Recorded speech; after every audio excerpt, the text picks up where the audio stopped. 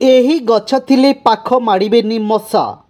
ଏହି ଗଛ ଘର ଅଗଣାରେ ଥିଲେ ଆସିବେନି ମଶା। ବର୍ଷା ଦିନ ଆସିବା ମାତ୍ରେ ଘରେ ମଶାଙ୍କ ଉପଦ୍ରବ ବଢ଼ିଥାଏ।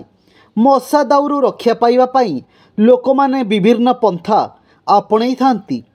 କିନ୍ତୁ ଜାଣିଛନ୍ତି କି ଏହି ଗଛ ଘର ଅଗଣାରେ ଥିଲେ ପାଖ ମାଡ଼ିବେନି ମଶା।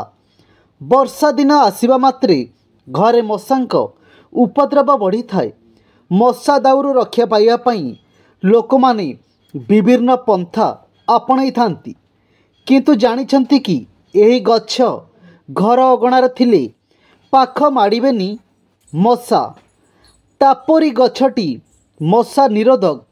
ଘରେ ଏହି ଗଛଗୁଡ଼ିକ ମଧ୍ୟରୁ ଗୋଟିଏ ରଖିଲେ ଆପଣଙ୍କୁ ମାନସିକ ଶାନ୍ତି ମିଳିବ। ମଶା ଆଉ କାମୁଡ଼ିବେ ନାହିଁ।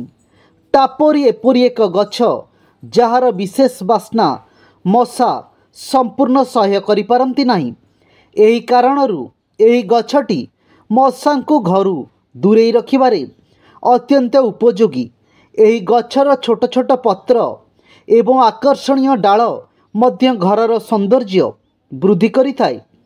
ଏହି ଗଛଟି ଯେକୌଣସି ଗଛ ଦୋକାନ କିମ୍ବା ନର୍ସରୀରେ ମିଳିପାରିବା ମୂଲ୍ୟ 100 ଟଙ୍କାରୁ ଆରମ୍ଭ ହୁଏ। ଏହି ଗଛଟି ଯେକୌଣସି ସ୍ଥାନରେ ବହୁତ ସହଜରେ ବଢ଼ିଥାଏ। ଛୋଟ ଟବ୍, ବଡ଼ ଟବ୍, ବିଛଣା। ଶୀତଦିନେ ଏହି ଗଛକୁ ଦିନକୁ 2 ଥର ପାଣି ଦେବା ଆବଶ୍ୟକ।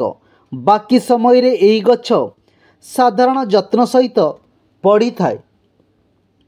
ଅନେକ ଲୋକ ଟାପରି ଗଛକୁ ଏକ ଟେବୁଲ ଗଛ ବୋଲି କୁହନ୍ତି। ଘର ଭିତରେ ଏବଂ ବାହାରେ ଯେକୌଣସି ସ୍ଥାନରେ ସ୍ଥାପନ କରାଯାଇପାରିବ। ଏହାର ଫୁଲରେ ଅମୃତ ଥାଏ, ଯାହା କାରଣରୁ ଏହା ପକ୍ଷୀମାନଙ୍କୁ ମଧ୍ୟ ଆକର୍ଷିତ କରେ। ମଶାମାନେ ତୁଳସୀ ପତ୍ରର ବାସ୍ନା ମଧ୍ୟ ସହ୍ୟ କରିପାରନ୍ତି ନାହିଁ। ଯଦି ଆପଣ ଆପଣଙ୍କ ଘରର ଦ୍ୱାର ଏବଂ ଝରକାରେ କିଛି ତୁଳସୀ ପତ୍ର ବିଛାଇ ଦିଅନ୍ତି, ତେବେ ମଧ୍ୟ ଆପଣ ଦେଖିବେ ଯେ ମଶା ଆପଣଙ୍କ ଘରକୁ ପ୍ରବେଶ କରିବେ ନାହିଁ। ରସୁଣର ତୀବ୍ର ବାସ୍ନା ମଶାଙ୍କୁ ଘଉଡ଼ାଇ ଦିଏ। କିଛି ପାଖୁଡ଼ା ରସୁଣକୁ ପେଷି ପାଣିରେ ମିଶାଇ ଏକ ସ୍ପ୍ରେ ବୋତଲରେ ଭର୍ତ୍ତି କରନ୍ତୁ। ତାପରେ ଘରର ପ୍ରତ୍ୟେକ କୋଣରେ, ବିଛଣା, ଟେବୁଲ ଏବଂ ଚେୟାର ତଳେ ସ୍ପ୍ରେ କରନ୍ତୁ। ମଶା ଘର ପାଖକୁ ଆସିବେ ନାହିଁ। ନିମ ତେଲର ବାସ୍ନାରେ କେବଳ ମଶା ନୁହେଁ, ଯେକୌଣସି କୀଟପତଙ୍ଗ ପଳାଇଯାଏ। ଆପଣ ଆପଣଙ୍କ ଚର୍ମରେ ନିମ ତେଲ ମଧ୍ୟ ଲଗାଇ ପାରିବେ କିମ୍ବା ଦୀପ କିମ୍ବା ଇନଫ୍ୟୁଜରରେ ନିମ ତେଲ ଜାଳିପାରିବେ। ମଶାମାନେ ଲେମ୍ବୁରୁ ତୀବ୍ର ବାସ୍ନା ପସନ୍ଦ କରନ୍ତି ନାହିଁ। ଏଥିରେ ଲବଙ୍ଗ ମିଶାଇବାର କୌଣସି ଅର୍ଥ ନାହିଁ। ଲେମ୍ବୁ ଖୁଣ୍ଡରେ କିଛି ଲବଙ୍ଗ ଗୁଣ୍ଡ କରି ଆପଣଙ୍କ ଘରର ପ୍ରତ୍ୟେକ କୋଣରେ ରଖନ୍ତୁ। ଅନେକ ମଶା ନିରୋଧୀ ସ୍ପ୍ରେରେ ଲେମ୍ବୁ ୟୁକାଲିପ୍ଟସ୍ ତେଲ ମୁଖ୍ୟ ଉପାଦାନ। ଆମେରିକାର CDC ଏହାକୁ ମଶା ଘଉଡ଼ାଇବାର ଏକ ଉପାୟ ଭାବରେ ସ୍ୱୀକୃତି ଦେଇଛି। ଏହି ଅତ୍ୟାବଶ୍ୟକ ତେଲ ଲଗାଇବା ଦ୍ୱାରା ମଶା ବହୁଦିନ ପର୍ଯ୍ୟନ୍ତ ଦୂରେଇ ରହିବେ।